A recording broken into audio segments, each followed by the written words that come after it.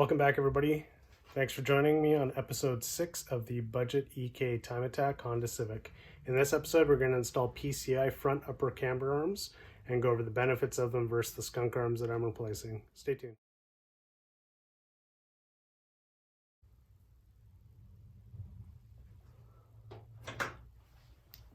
So to get the upper control arm off, we're going to swap in the Skunk2 arm. You need to access on an EK chassis. You need to access the upper bolt. One is here and the other one is on the other side. Just a 14 mil bolt.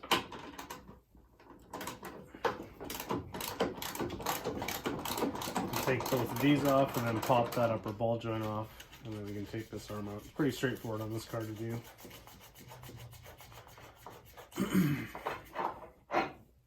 So there's the bolt. Just to give you an idea where the rear one is, so this one's in between the firewall. This is the strut tower, brake master, clutch master. So just get this in here.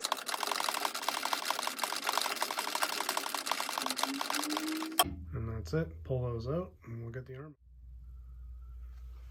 Here's the underside. So this is the Skunk2 arm that we're replacing. You just have to take this nut off. It's a 17 castle nut. Quite often the joint, the ball joint is stuck in here when you take the nut off.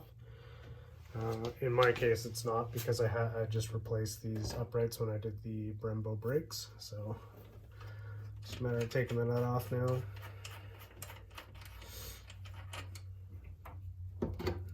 Separate it apart.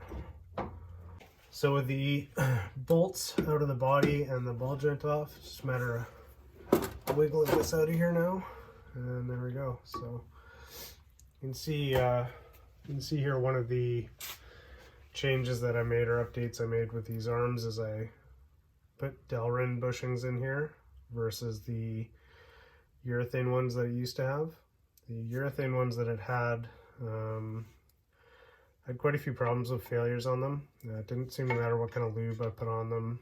I even tried the expensive Honda pilot bearing stuff.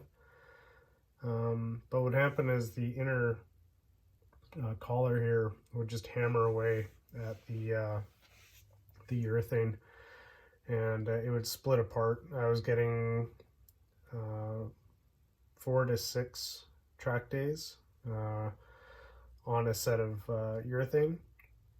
And it just became too problematic and annoying. So I didn't at the time have money for the PCI spherical arms, so I had these machined up. They're cost me about $100 to get those made for both sides. But I've got 6 events on these, and there's 0 signs of wear. So you do have to grease them quite well just to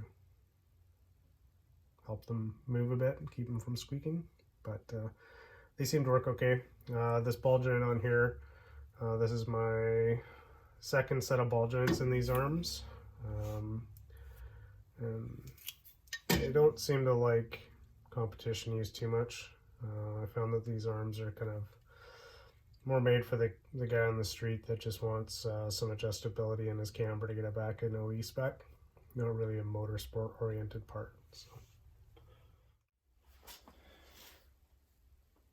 So here's a side-by-side comparison of the 2 different styles of arms. So obviously the Skunk Pro Plus arms and the PCI spherical arms. Just an overall look of these are significantly more robust. The material's thicker, it's fully welded. It just looks a little bit better engineered. These are obviously based on a factory style arm. This had the cup cut off the end and the adjustable bit put in there. The PCI arms have also got these adjustable collars. This is on the for the EK. The EG and DC2 is different. They don't have this style set up, but so this is an off misalignment spacer.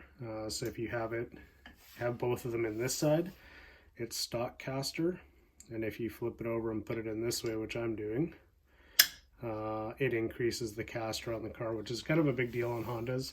They don't have any caster adjustment built into them, and from my tire wear and just general feeling of the car, it could use more. So this is great. It gives me some more. I don't know exactly how much on this. With this setup, I had 0.2 degrees of caster, and we'll see what this is when I get it aligned. But other notable benefits, obviously adjustability. This has got large bolts here, easy to get a wrench on to adjust the camber. Whereas the Skunk arm, they've got these little cap head Allen bolts that are a pain to get to on the car. The couple times I've had an alignment shop, none of the guys have liked these. They're a real dog to get to. So you kind of have to jack the car up on the stand, put it back down, joggle it around, check it, do it again, and repeat. So yeah. Other notable changes, obviously these are spherical. So these are solid mounts versus the factory arms or factory bushes on these would have been urethane. This is just a more robust setup. It's also got a spherical rod end here as well. So we'll see how that stands up. One other note as well on this is with these adjustments here, Ben Rushworth out of the UK, he's got a fantastic track built DC2 and an enjoyable YouTube channel to follow. He's lots of in-car commentary during races and stuff.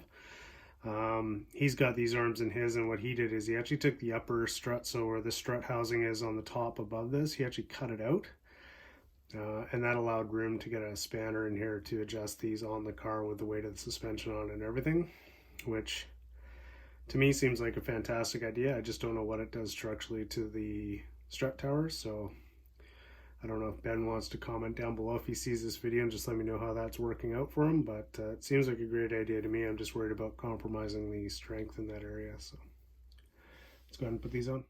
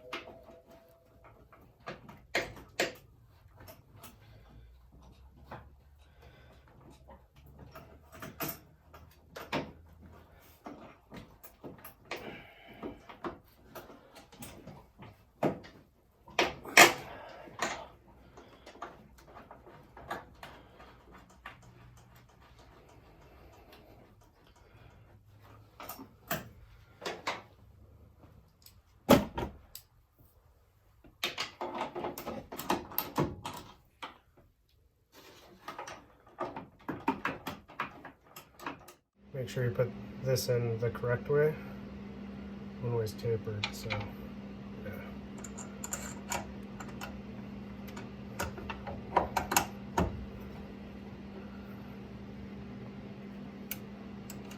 Washer. I don't do a castle nut with these PC arms, I just do a nylock on them, which I'm sure is fine.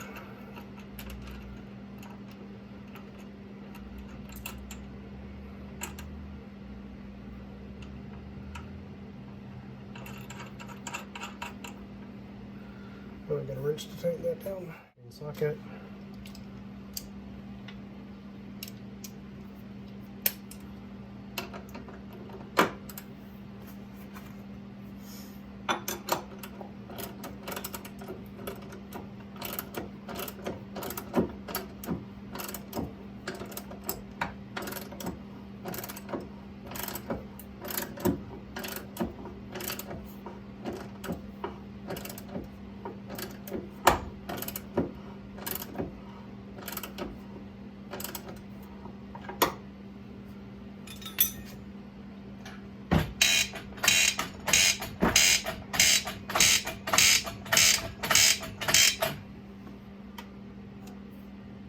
Okay, go through and do a final torque check, especially on the inner upper ones here.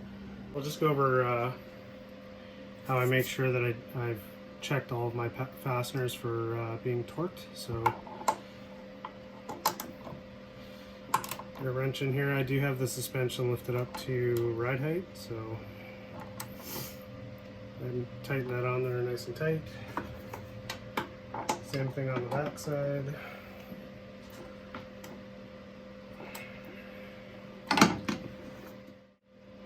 And this is what I use to make sure that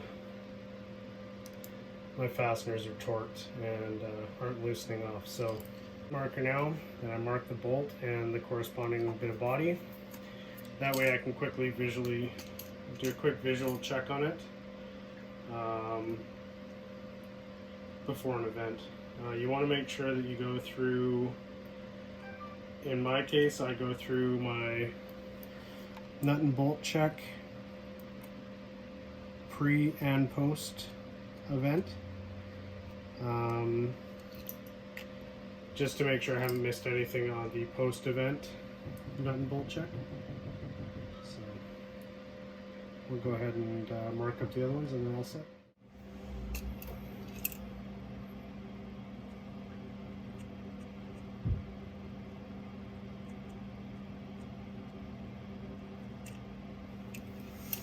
Once the alignment's done, I'll also go through and mark all of these as well, so I can see if they've loosened up or not. Alright everybody, that concludes this episode of the Budget Time Attack Honda Civic. Hope you enjoyed it.